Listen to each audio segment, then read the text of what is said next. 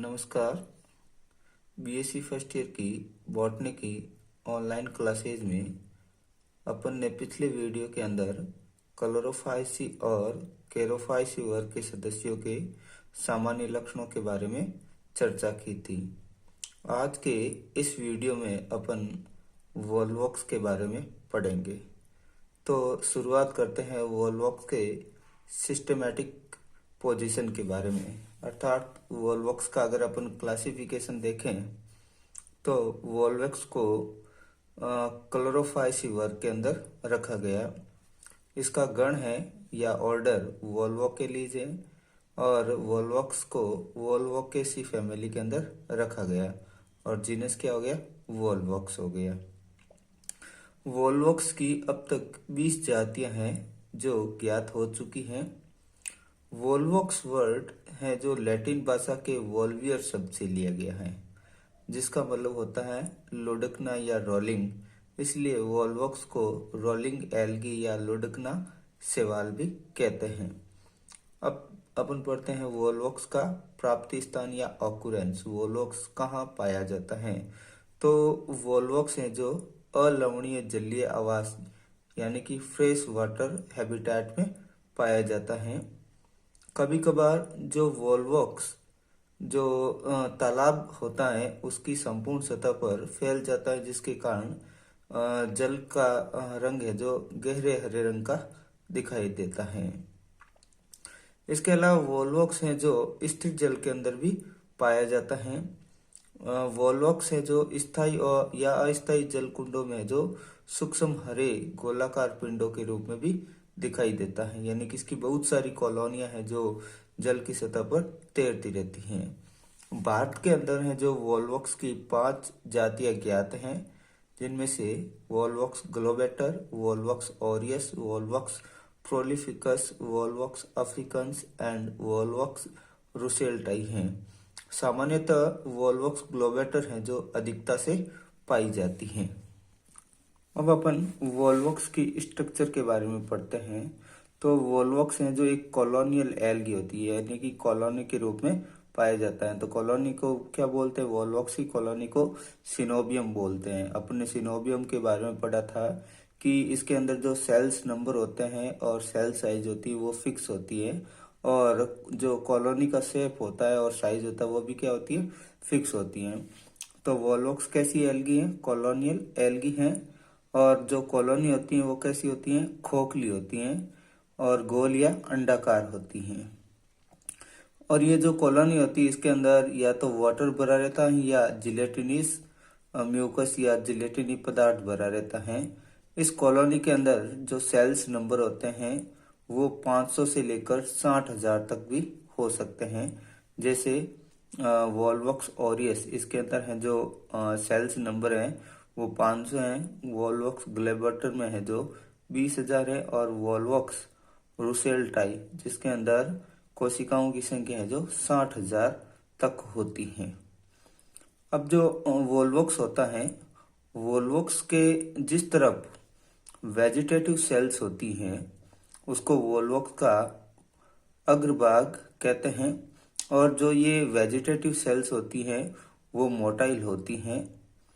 और वॉल्वॉक्स के जिस तरफ रिप्रोडक्टिव सेल्स या जनन कोशिकाएं होती हैं उसको कॉलोनी का पश्च भाग कहते हैं, जो आकार में है वेजिटेटिव सेल से बड़ी होती हैं।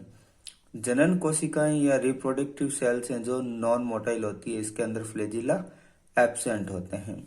अगर इसकी कोशिकीय स्ट्रक्चर के बारे में देखें तो इसकी जो सेल्स होती हैं वो गोल, दीर्घवर्ती और नाशपति जैसी होती हैं। और इसकी जो सेल्यूलर स्ट्रक्चर होती है वो यूकैरियोटिक टाइप की होती हैं। अगर सेल के अंदर देखें तो इसका जो अग्र भाग होता है या आगे वाला भाग वो पेपिलाकार होता है। इसके अलावा जो सेल्स होती हैं, सेल्स के अंदर जीव द्रव्य पाया जाता है, प्लाज्मा मेम्ब्रेन होती है, साइटोप्लाज्म होता है, एक न्यूक्लियस होता है, क्लोरोप्लास्ट होता है। इसके अलावा कॉन्ट्रेक्टाइल वैक्यूल्स होती हैं और आई स्पॉट, और इसके अलावा फ्लैजिला भी प्रेजेंट होती हैं। ये है वोल्वॉक्स की एक सेल की स्ट्रक्चर। तो वोल्वॉक्स की जो सेल्स के अंदर जो क्लोरोप्लास्ट होता है वो कप शेप्ड होता है, यानी कि ये इसका क्लोरोप्लास्ट है जो प्यालेनुमा होता है। और क्लोरोप्लास्ट के अंदर नीचे की तरफ बीच में जो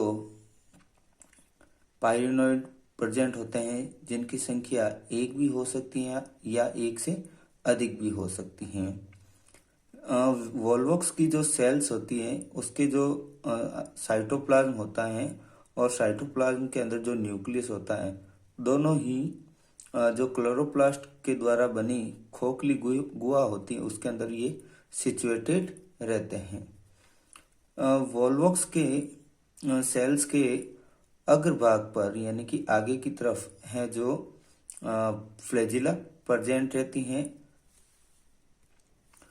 वोल्वॉक्स के अंदर जो फ्लैजिला होती हैं वो प्रतोद प्रकार की होती हैं, यानी कि वी फ्लैश टाइप फ्लैजिला है जो वोल्वॉक्स की सेल्स के अंदर पाई जाती हैं।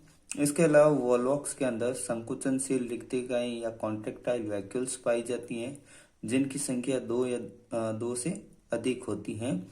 और ये कॉन्ट्रेक्टाइल वैक्यूल्स हैं, इनके जस्ट नीचे हैं जो रेड आई स्पॉट यानी कि दृक बिंदु पाया जाता है। अब वोल्वॉक्स की कॉलोनी के अंदर एक सेल्स हैं जो दूसरे सेल से साइटोप्लाज्मिक स्ट्रैंड या प्लाज्मोडेस्माटा के द्वारा जुड़ी रहती हैं।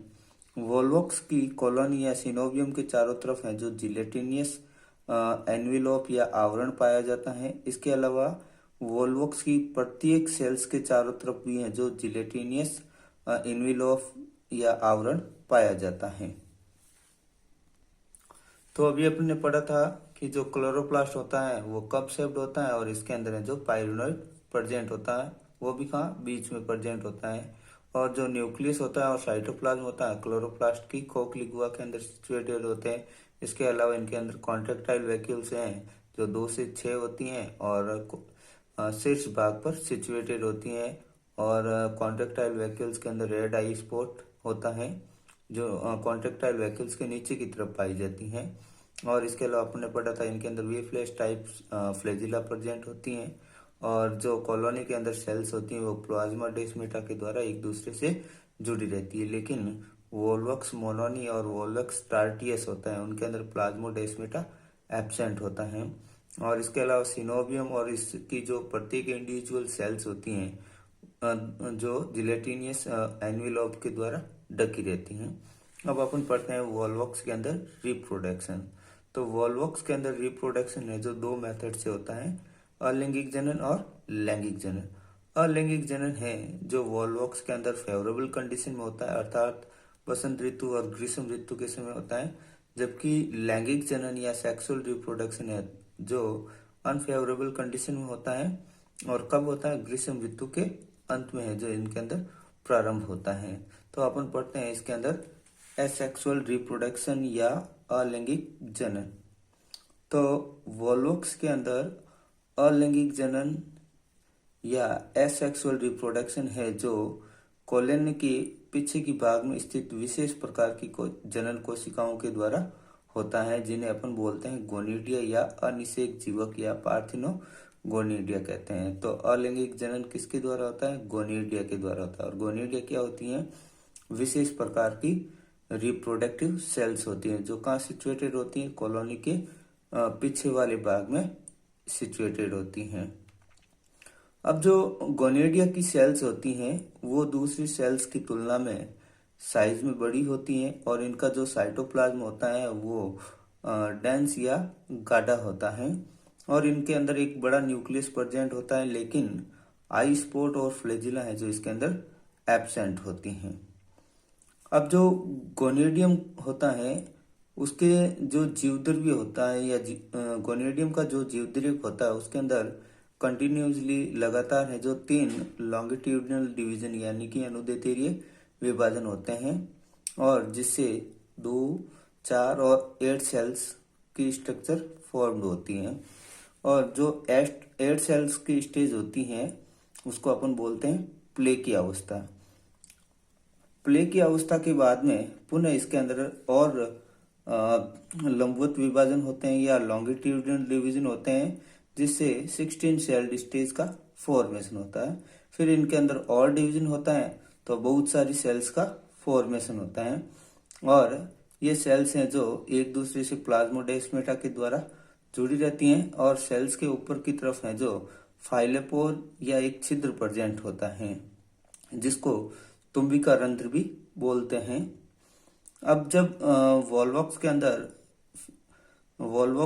अंदर मतलब कोशिकाओं की संख्या फिक्स हो जाती है, या जो नई सेल्स बनती है उनके नंबर फिक्स हो जाते हैं, तो इनके अंदर इन्वर्जन होता है। इन्वर्जन का मतलब होता है जो न्यू सेल्स बनती हैं वो प्रतिलोमन दर्शाती हैं। प्रतिलोमन कैसे होगा कि जो ये वॉल्वॉक्स की जो डॉटर सेल्स होती हैं, ये जो सिनोवियम की जो परिधि होती है, यानी कि फाइलोपोर के विपरीत जो साइड होती है, वहां पर इनके अंदर एक खांच डेवलप होती है।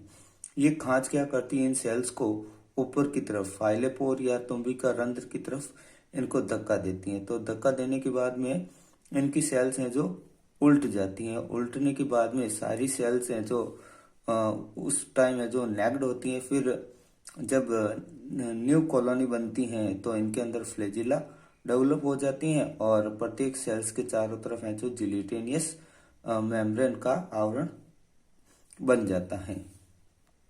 तो वॉल्वॉक्स के अंदर जो अलैंगिक जनन होता है, तो उस दौरान उसके अंदर डॉटर कॉलोनी का डेवलपमेंट कैसे होता है, तो अभी अपने डायग्राम के थ्रू समझाता है। तो वापस एक बार फिर देख लेते हैं। जो गोनेडियम होता है उनके प्रोटोप्लास्ट के अंदर 3 है जो लॉन्गिट्यूडिनल डिवीजन होते हैं, जिसे 2 सेल स्टेज, 4 सेल स्टेज और 8 सेल स्टेज बनती है। और 8 सेल स्टेज को मैंने बताया था प्लेके स्टेज कहते हैं, और इस प्लेके स्टेज के अंदर वापस लॉन्गिट्यूडिनल डिवीजन होता है, तो 6 सेल स्टेज बनती हैं, जो किस रूप में व्यवस्थित रहती है, खोखले गोलक के रूप में व्यवस्थित रहती हैं। अब जो गोलक होता है उसके अग्र ध्रुव पर अपन ने पढ़ा था कि जो सेल्स बनती है उनके अग्र भाग पर एक छिद्र होता है, जिसको अपन तुम्बिका रंध्र या फाइलोपोर कहते हैं। अब वापस इनके सेल्स के अंदर अनेक लॉन्गिट्यूडिनल डिवीजन होते हैं, और इससे यंग कॉलोनी या डॉटर कॉलोनी कह सकते हैं, या शिशु कॉलोनी कह सकते हैं, उनका फॉर्मेशन होता है। और इस स्टेज में जो सेल्स हैं जो नेक्ड होती हैं और एक दूसरे के कांटेक्ट में रहती हैं।